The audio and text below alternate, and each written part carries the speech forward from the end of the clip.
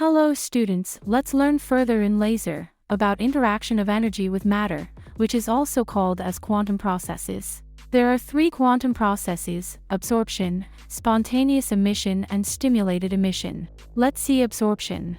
It is natural tendency of atoms to be in the lowest possible energy state. Here it is, E1, and number of atoms in E1 are called as population of E1, that is N1. When on these N1 atoms, some external energy is incident, they will absorb the energy and will make an upward jump, which is called absorption. It always required some external energy, hence it is called stimulated absorption. The energy must be of the value E2 minus E1, which can be a photon of value h nu. Absorption can be mathematically written as A plus h nu becomes A star. The number of atoms going from 1 to 2 by the process of absorption depends upon population of E1, that is N1, incident energy, Q, and time for which this energy is incident, delta T.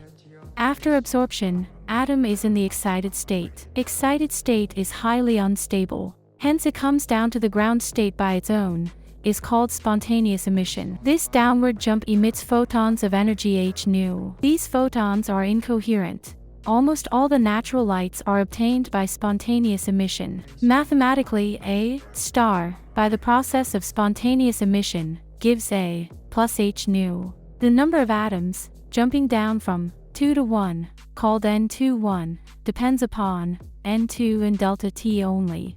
Let us see the process responsible to produce laser stimulated emission. In this case also, initially the atom is in the excited state. Now before the atom jumps down by its own, if we bombard it with another photon of same energy h nu, it will be forcefully brought down to ground state.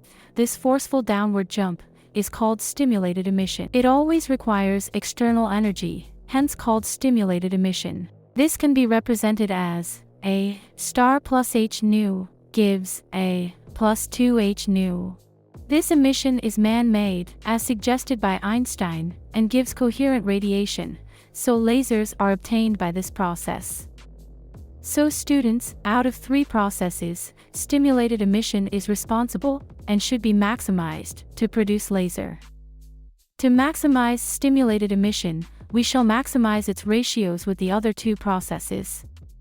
If this ratio is more means numerator is more, which is stimulated emission. The ultimate answer of the ratios comes out as N2 by N1 must be greater than 1, which is termed as population inversion. And Q must be increased, which is called pumping. Let us discuss them one by one.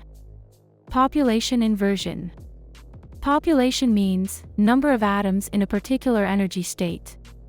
In normal conditions, population of lower energy state is more than the population of higher energy state. N1 is greater than N2. But to obtain laser, we must have more stimulated emission, and for stimulated emission to be more, N2 must be greater than N1. This is called population inversion. Population inversion can be shown as below. It is also called as negative temperature state.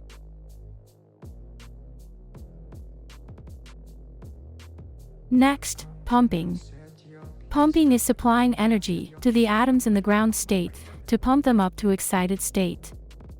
This energy can be supplied in any form, depending upon the material of the substance, like optical pumping, if light is used, thermal pumping, if heat is used, likewise mechanical, electrical, chemical, etc. Next is metastable state. Metastable state is an intermediate state between ground and excited state. In this state, atoms can stay for longer duration of time, and population inversion can be obtained easily, which was not possible in excited state. Diagram shown below. The number of metastable states decide the pumping scheme of laser, like 3-level and 4-level pumping.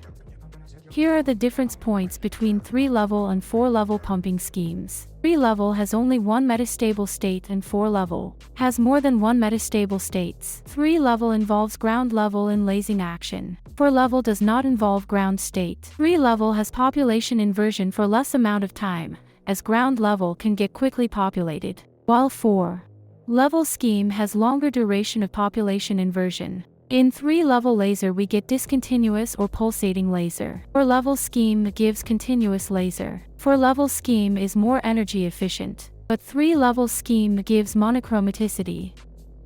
Here are some examples of 3-level and 4-level lasers.